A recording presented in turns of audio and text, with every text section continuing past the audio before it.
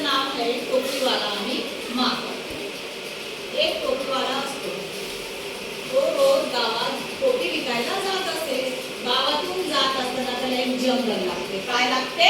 जंगल लागते. मग जंगलामध्ये तो एका झाडाखाली जातो. झाडाखाली गेल्यावर त्याला खूप भूक लागलेली असते. काय लागलेली असते? भूक लागलेली असते. मस्तपैकी तो खातो आणि झाडाखाली जातो. मस्तपैकी झोपलेला असतो. तेवढ्यात काय होतं? झाडावर माकड असतात. कोण असतात?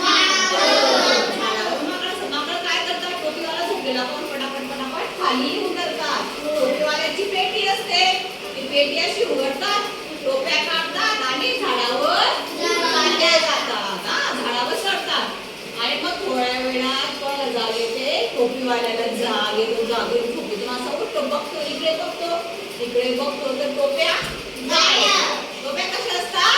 गायब. टोप्या दिसतच नाही. तो विचारात पडतो, टोप्या कुठे गेला? त्याचं लक्ष कुठे जातं? वर झाडाकडे. लक्ष कुठे जातं? झाडाकडे. झाडावर काय असतात? माकडांनी टोप्या घातलेल्या असतात. त्या माकडाने काय केलेलं असतं? टोप्या घातलेल्या असतात. लगेच तो विचार करून टाकतो, काय करायचं काय करावे बरे, काय विचार करतो. मला काही सुचत नाही. मग तो काय करतो? एक दगड घेतो आणि असं झाडावर मारतो. माकडे काय करतात? दगड घेतात आणि माकडाला टोपीवाल्याला काय करतात? खाली मारतात, फेकतात. मग तो शेवटी टोपीवाला वेगावून जातो. काय करावे बरे, काय बरं. संध्याकाळी काय करतो? त्याची टोपी घेतो. टोपीवाला अशी खाली फेकून देतो. माकडंही बघतात, टोपी फेकली. माकडे पण काय करतात? टोपी घेतात आणि खाली फेकून देतात.